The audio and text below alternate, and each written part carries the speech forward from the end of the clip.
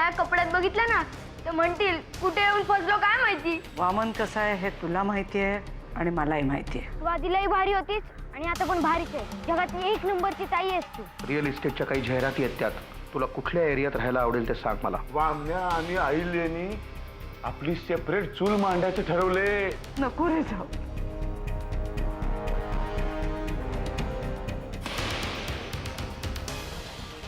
वामन आत्याबाई, आत्याबाई, पांडू, पांडू डॉक्टरांना फोन कर।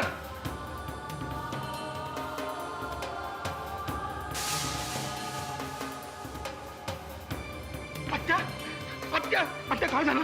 आत्या, पण आत्याबाईला काही झालं ना तर तुला आणि अहिल्याला माफ करणार नाही मी। चला आत्या,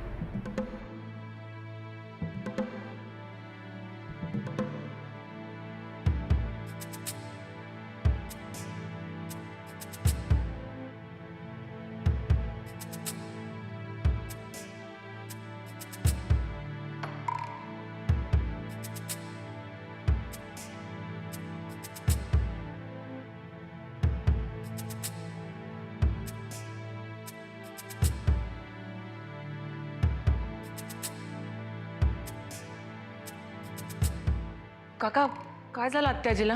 अगं ज्याच्यामुळे घडलं त्यालाच काय विचारते?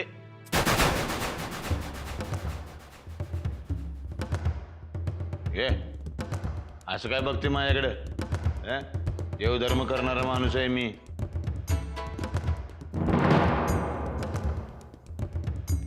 बाबा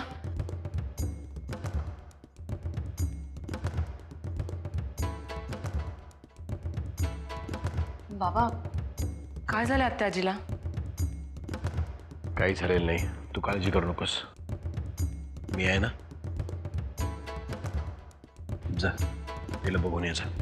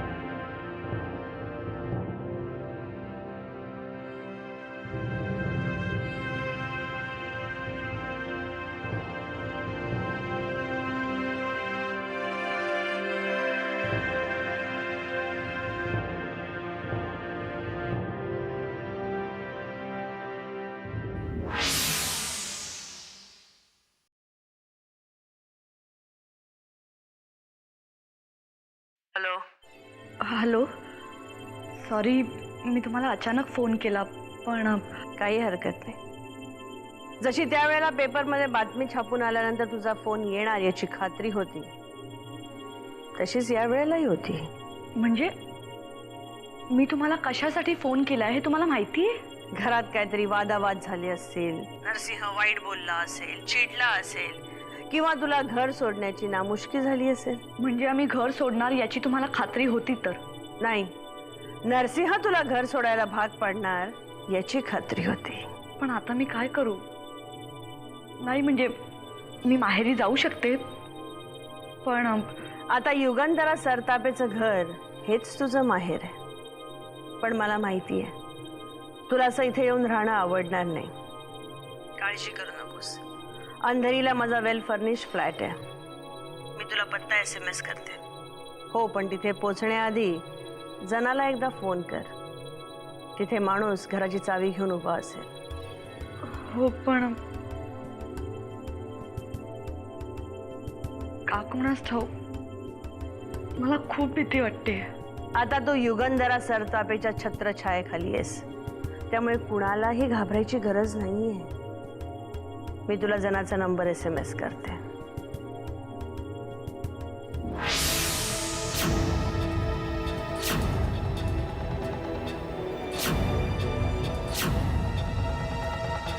बघ काय हाल हवाल किल्लेदारांच्या घरातली. जरा आपण लवंगी माळ लावली होती, पण नरसिंहाच्या घरात बॉम्ब फुटलेत.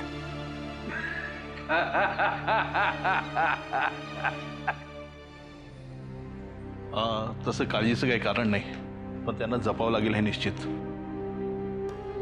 कारण स्ट्रेसमुळे त्यांचा BP शूट झालाय. अँड आय थिंक गेल्या काही महिन्यातली दुसरी वेळ आहे. बरोबर आहे, पण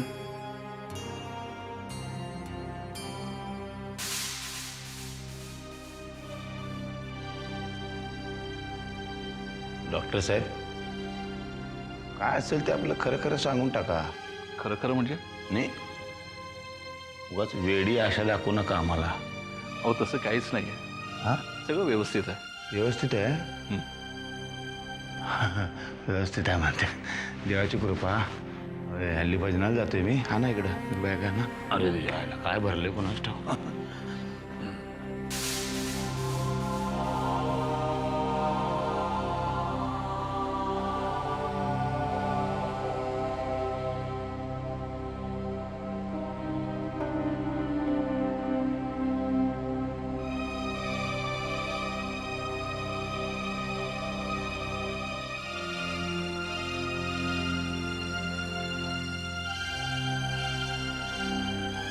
काकू बाबांना बोला.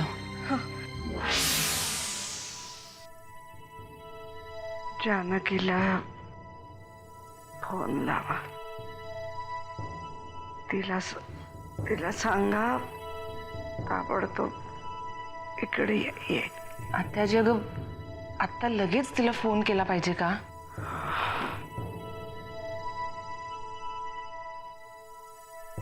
हे तुटणारं घर फक्त ती सावरू शकते.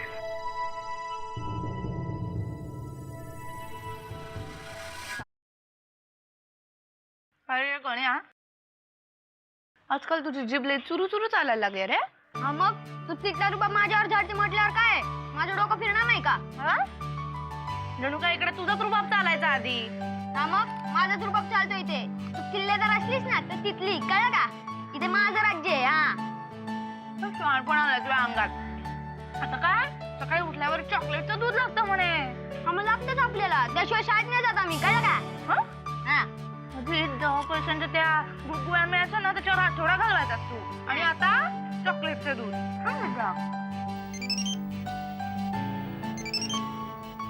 फोन आला बघ कुणाचा. नरसिंह भाऊजींचा असेल, नाही तर कट केला तर परत रडत बसशील. हॅलो हॅलो सुमिताई, अगं कशी आहेस तू? आम्ही इथे लय मजा करतोय. मी आतापर्यंत 4 वेळा अख्खा गाव फिरले. आता ऊस खाते, येते का? दोघी मिळून लय मजा करू. जानकी तुलाच इथे यावं लागेल. का? काय झालं? अगं आत्याबाईंची तब्येत बिघडली आहे थोडी. सुमित्रा काय झालंय नक्की? मला सगळं खरं खरं सांग. नाही तसं घाबरण्यासारखं काही नाही आहे. आत्याबाई सारखी तुझी आठवण काढतायत ना, म्हणून तू लवकरात लवकर निघतेत ना. हां येते मी, लगेच येते. फोन ठेवल्या ठेवल्या निघते. हा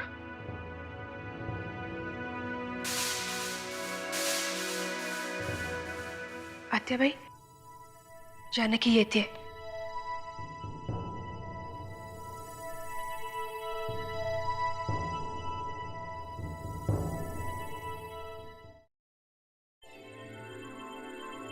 काय झालं? बऱ्या आहेत ना त्या? नाही, कारण यापूर्वी त्यांना अटॅक येऊन गेला होता. उगाच असं व्हायला नको, कावळा फांदीवर बसायला आणि फांदी तुटायला. म्हणजे उद्या काही झालंच तर लोकांनी आपल्यामुळे झालं असं म्हणायला नको ना. अहिल्या, निदान आत्ता तरी तोंडाला येईल ते बोलू नकोस. आत्याबाई नुसत्या आजारी पडल्या तर सगळ्यांच्या नजरा बदलल्या. या बदललेल्या नजरा झेलायला इथे थांबायचंय कोणाला? जोपर्यंत भाड्याने दुसरीकडे कुठे जागा मिळत नाही तोपर्यंत मी कुठेतरी राहीन हॉटेलमध्ये वगैरे. तू काही तिथे राहायची गरज नाहीये. तुला हवं असेल तर तू तुझ्या माहेरी राहू शकतेस. जागेची व्यवस्था झाली की तुला ताबडतोब कळवीन मी. नाही, त्याची काहीच गरज नाही. घराची सोय झालीये. कोणी केली? सासरच्यांनी नाकारलं तरी माहेरचे काही मला वाऱ्यावर सोडणार नाहीये. मी माझ्या काकांना फोन केला होता. त्यांनी त्यांच्या अनेक घरांमधून आपल्यासाठी एक खरी कामं केलंय. अहिल्या, दुसऱ्यांना त्रास देऊन त्यांना अडचणीत आणून आपली सोय बघायची हे मला तेव्हाही पटत नव्हतं, आत्ताही पटणार नाहीच. आपण काही तिकडे फुकट राहायचं नाही. मी त्यांना भाडं द्यायचंही कबूल केलंय. तू कबूल केलं नसतंस तरी मी भाडं द्यायला लावलंच असतं, कारण तुझ्या माहेरच्यांनीही मला भिकारी म्हणलेलं मला सहनच झालं नसतं. तेवढं सौजन्य कळतं माझ्या माहेरच्यांना. इथल्यासारखे मतलबी नाहीये. तुमच्या बंधूंची तिसरी टर्म आहे ही आमदारकीची. माझ्या बाबांनी 6 टर्म पूर्ण केल्या होत्या आमदारकीच्या, त्यातही 4दा मिनिस्ट्री. काय बोलतीयस? काय सासर माहेराची स्पर्धा चालू आहे आपल्यात? आधी आपलं काय जळतंय ते पाहूया.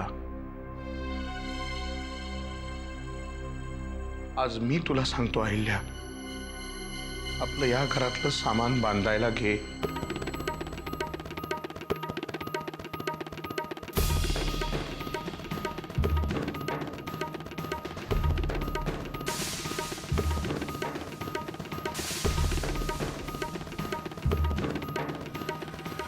अगं पण तुझं काय बोलणं झालं सुमित्राशी? काय नाही ग, आत्याबाईंना थोडं बरं नाहीये आणि त्यांना माझीच खूप सवय आहे ना, म्हणून जसं असेल तसं बोलवलंय मला. बाकी काही नाही ना? नक्की नक्की, तू नको काळजी करू. उलट मलाच खूप वाईट वाटतंय. इथे माझी गरज आहे आणि मी काहीच नाही करू शकले. बोरी बघ, तुझी गरज तिथे जास्त आहे. मी काय गडी माणसाकडून शेतातलं काम करून घेईन. बाबा, माणसं कशाला पाहिजे? मी आहे ना. नुसतं बोलू नको म्हणा, त्याला करून दाखव. ताई, तिकडे गेल्यावर आत्याबाईंना सांग की मी येईपर्यंत चांगल्या ठणठणीत बरा व्हा. पोचल्यावर फोन करून कळ. बोरी, माझी काळजी करू नकोस. अगं, एका आठवड्यात शेतावर कामाला जातो का नाही बघ. येते.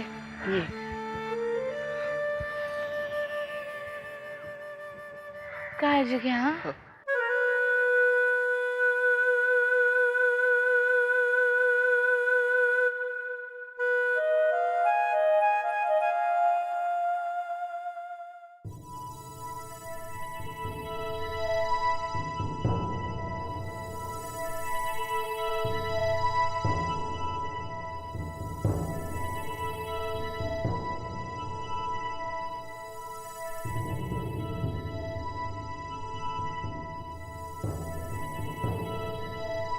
येतो मी. आमच्यात येतो तेव्हाच म्हणतात जेव्हा एखादा माणूस परत येणार असतो. जातो मी. बाहेर जाण्याचा रस्ता त्या दिशेला आहे. ह्या घराची दारं कुठल्या दिशेला उघडतात हे मी चांगलंच ओळखतो. या इतकंच जर का घरातल्या माणसांना ओळखलं असतंस जास्त बरं झालं असतं. या घरातल्या माणसानं जर आधी ओळखलं असतं ना दादा, तर ह्या घराचे दरवाजे बाहेरच उघडतात फार पूर्वी लक्षात आलं असतं माझ्या. आता कळलं ना तुला? तरी त्या दिशेला कुठे निघालास? कारण अजूनही मला ओळखणारी एक व्यक्ती ह्या घरात राहते. तिला भेटायला चाललोय. नाही भेटता येणार तुला, कारण तिथे माझी आत्या असते आणि तिच्या तब्येतीची काळजी मला जास्त आहे तुझ्यापेक्षा. आणि तुला एवढं घर सोडून जाण्याचा सोसच आहे ना, तर चालता हो. मी तुला तिला भेटू देणार नाही. अजून किती अपमान करून घेणार आहात तुम्ही? माझं डोकं जास्त फिरायच्या आत चालते वा इथून.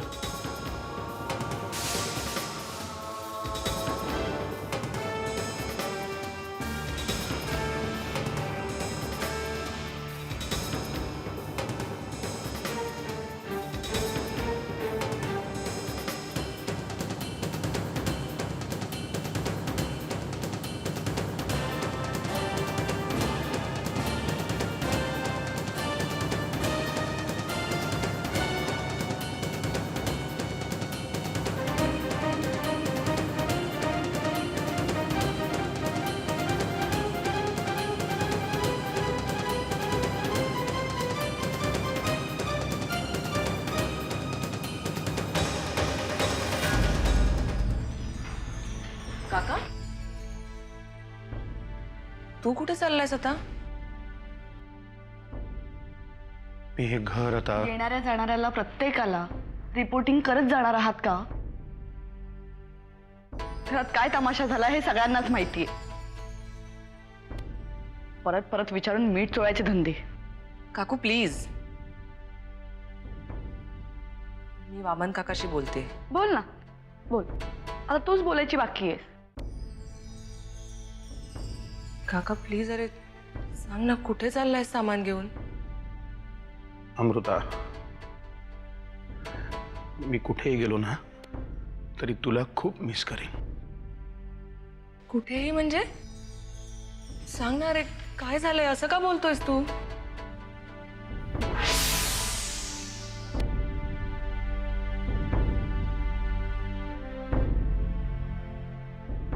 चल येतो. एक मिनिट, काय झालंय ते कळल्याशिवाय मी तुला जाऊ देणार नाही. अमृता, मी हे घर सोडून चाललोय. आपलं नातं तोडून नाही जात आहे बाळा. येईन ना तुझ्या लग्नाला. अर्थात तुझ्या बापाने परवानगी दिली तर. बापानी? काका असं का बोलतोयस तू? माहित नाही, यापुढे दादाला दादा म्हणलेलं चालेल नाही चालेल. एक मिनिट, मी आत्ता बोलते बाबांची. अमृता बाळा, आता कुणाशीही बोलून सुटण्यातला हा प्रश्न नाही राहिला. बाण सुटला. आता ना धनुष्याच्या हातात काही आहे ना बाणाच्या. काळजी घे, त्याला जप. जानकीला सांग, तिची आठवण काढली होती जाता जाता.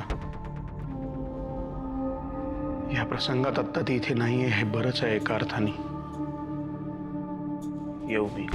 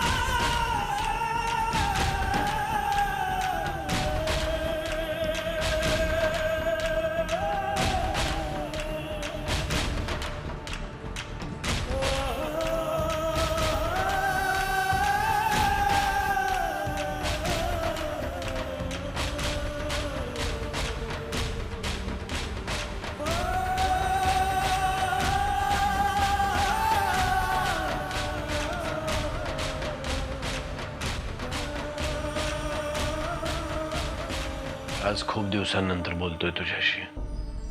आज तू असतीस तर कदाचित जानकी असती तरी मला काय करावं कळतच नाहीये.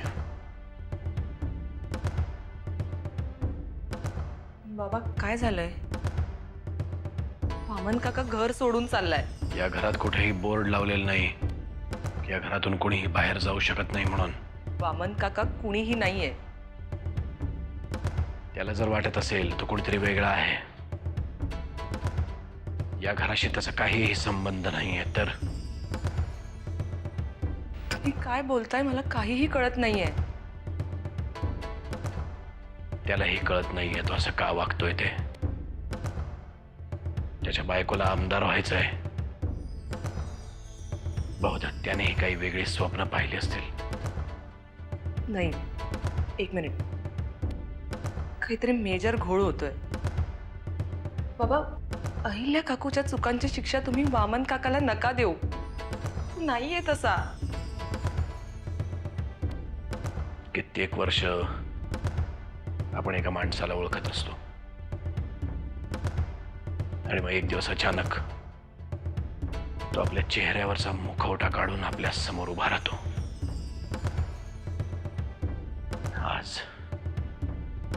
आज तसंच झालंय. नाही,